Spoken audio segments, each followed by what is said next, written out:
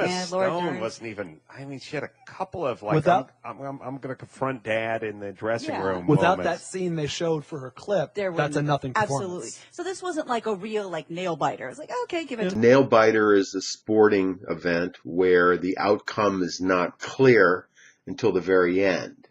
So the two teams could be tied or they could be very, very close. And then the fans are obviously concerned because they want their team to win. And they don't want them to lose. And they don't know which way the game is going to go. So in their nervousness, presumably, they bite their nails or they exhibit other signs of anxiety. One of those being that they put a towel over their head or some other display of concern.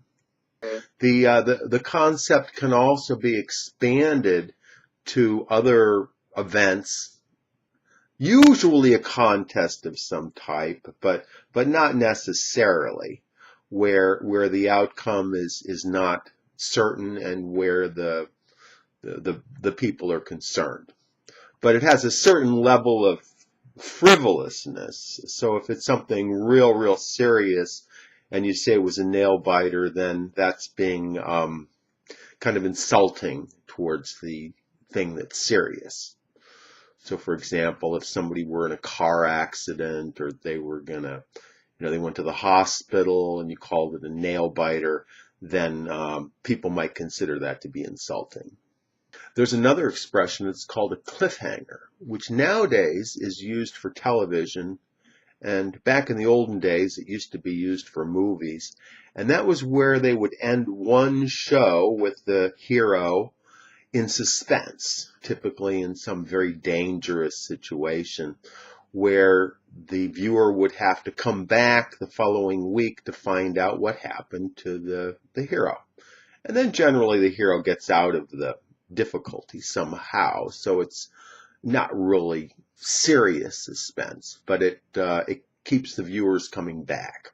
You can also use nail biting or nail biter as an adjective, so you can say I saw this nail biter movie or this nail biting movie, or I saw a cliffhanger movie, but you don't have to say movie. It's understood that it's a movie or it's a television show. During the Stanley Cup, the Chicago Blackhawks beat Boston literally in the last 2 minutes of the game. The people from Boston were just about getting ready to celebrate, and then all of a sudden, Chicago just exploded and just blew them away. So that was a real nail biter, and good for the Chicago fans, not so good for the Boston fans. I had a real nail-biting flight the other day back from L.A. We were landing at Midway Airport in Chicago, which is a short runway, and it was covered with snow. And I'm just glad we got onto the ground. Everybody was clapping when the plane finally stopped, and you could literally smell the fear in the air. So that was a real nail-biter. There used to be like no way would an A-list actor go into a TV series. Right. There was no Or God forbid a voiceover. Yes, there were no Kevin Spaceys who would venture into Right. doing a TV. But now all bets are off. Good. It's all equal. Everything's the same. Bets are off refers to a situation where something has changed the situation to such an extent that you can no longer predict what the results are going to be. It comes from horse racing or some other sporting event where there was some change in the lineup. For example, maybe one of the horses was pulled out of the race, or if it's a team, maybe the star performer got sick or got injured. So what happens is the bookies who take bets on the outcome of the game or the race, they just cancel all the bets. So they say all bets are off.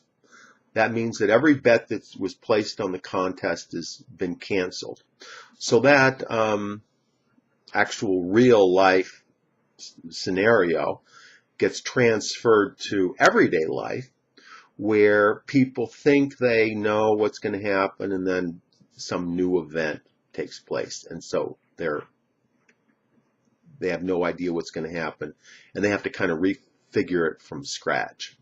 With the new Apple Watch, which people were kind of laughing at actually about a year or two ago, and now they're raving about, all bets are off as to which direction the portable device market is going to go.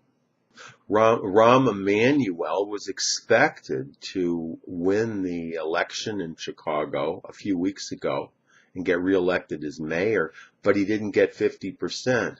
So now there's a second election, which is going to take place in a couple of weeks, and the up-and-comer seems to have a pretty good percentage of the bet. The up-and-comer seems to have a pretty good percentage of the vote. So at this point, all bets are off. Rahm Emanuel might actually get defeated in getting reelected to be mayor of Chicago, which was totally unexpected. That's all for today. Tom Taylor is an ESL tutor. He teaches English in the United States and outside, all over the world, using Skype. He can be reached at his website, which is ESL-fullsteamahead.com.